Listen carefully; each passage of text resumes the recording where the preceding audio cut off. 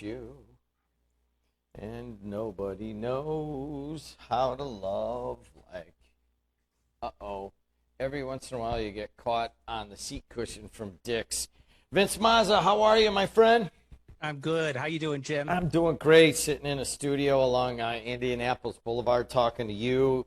Lunchtime, got a little yoga in, and it's time to go. How about you? You're still working out a lot? I'm trying most mornings. All right, man. You're looking good. Vince Mazza, who, You who, too. who you with? What do you do, man? Well, I'm with GuardStreet Cybersecurity, and our business is protecting your business, is what we always say. We're a cybersecurity company, and we offer proactive services and tools to protect businesses. And we also take the emergency response calls when a cyber incident happens. We're talking today about cybersecurity threats to small businesses. First of all, let's define small businesses. What are you talking about there, Vince? Typically 100 employees or less, but more skewed towards 50 or less. And what kind of businesses would they be in? Oh gosh, it could be anything. Could be a small medical practice, a small legal firm, construction company, any of those. Vince, Service company. yeah, Vince, over your time, what are the businesses that seem to like pay the littlest attention to cybersecurity threats? You know, I would say businesses under 50 employees typically. You know, even like 10 employees or less. They generally look at cybersecurity as an afterthought because they're running around. You know, they're focusing on running their business and the problems right in front of them instead of planning for it. And so what happens is because it's an afterthought, the cyber criminals know that that's how it's being handled, and consequently they consider those types of businesses soft targets. They're perfect because they don't have the defenses to combat a cyber event. All right, so tell us what would constitute a cyber event or a cybersecurity issue? Oh, sure. So they typically start with a phishing email. You've seen those emails where the intention is to get you to click and open up a document and maybe even enter your credentials into something. All of a sudden, within days, weeks, sometimes months, malware is planted, and you get a nice message from the cyber attacker, and it says, "Hey, look, I'm going to hold your data in a safe spot until you pay me a ransom." So that's typically what will happen is a ransomware event will result. All right, so a ransomware, that's one of them, the phishing email, any other things that you just kind of want to look out for? Absolutely. So your passwords are incredibly important. How you store them, how you change them, who has access to what within your business. And at the end of the day, Jim, taking a close look at your cybersecurity is like spring cleaning. It should be done regularly, and it should be something that's included in the DNA of the business.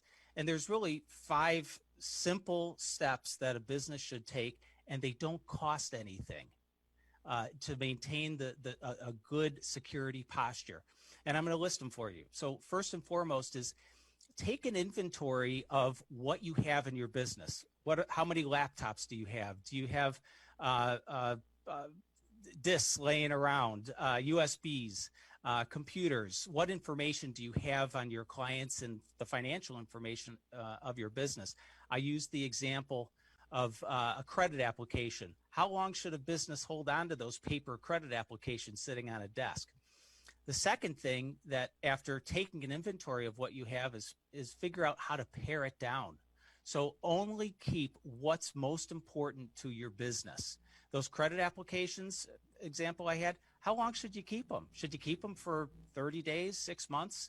The third item is once you've pared down exactly what you need to run your business, the bare minimum, then figure out how to lock it up. So that would include backing up your company, your information into the cloud locally, and also know who has access to that information within your business. So you've got the first 3. The fourth item is now you've got to figure out based on what you don't need, purge it, but do it securely. So I'll use the example again of the the paper application that you have, credit application that you have for your customers. You don't need it anymore after a period of time.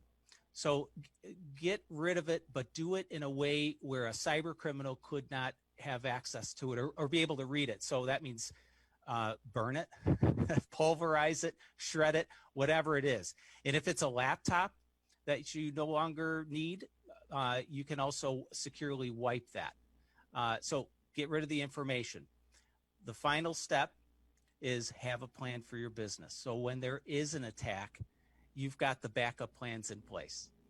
All right, it's up on the screen right now. Inventory, pare it down, lock it up, purge it, and plan. Talk about planning. So I always say that's the most important part, because you want to plan just in the event that, say, a laptop is stolen. How are you going to handle that? Who do you call? Figure out who in your organization should be responsible for handling a cyber attack. Once you have that in place, and then figure out who to call. So do you have a cybersecurity company that can jump into action to help you follow a process to prevent a cyber criminal from getting at your data or stealing your data or holding you from your data? And then the other item is, whenever there is a cyber attack, respond immediately. Don't let it sit through the weekend. Nothing good can become of that. We're talking to Vince Mazza, CEO of GuardStreet, and of course you can check him out at GuardStreet.com. And we have a number of videos that he has posted on his Facebook site that are specifically for small businesses and big businesses, and it's all cybersecurity and privacy issues. Vince, you touched on this right at the beginning of the little spot we're doing here, and that is that cyber criminals know that a company of like 10 employees, they're going crazy always just to keep the revenue up, just to meet Right. the expenses and then have a little bit left over at the end of the year. So they're running, they're always running on the wheel, right?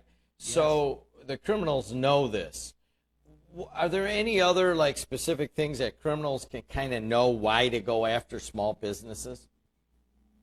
Well, most small businesses don't have a plan in place. So specifically, 62% of small businesses don't even have a strategy. Yet 58% of small businesses are attacked once over a 12-month period. So it's kind of scary. Cyber criminals know this, and they also know that the small business doesn't train their employees. And as great an asset, in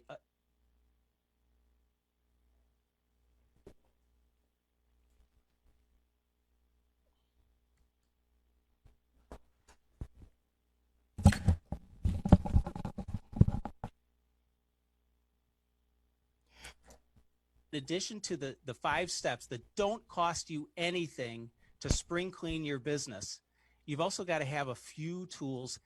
They don't have to cost a lot of money, but train your business.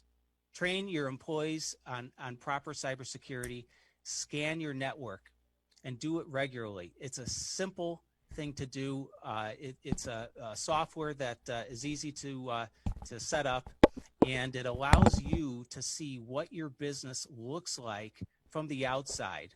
So in other words, you get to see what the attacker sees, potential attacker sees. He's Vince Mazza, GuardStreet, GuardStreet.com.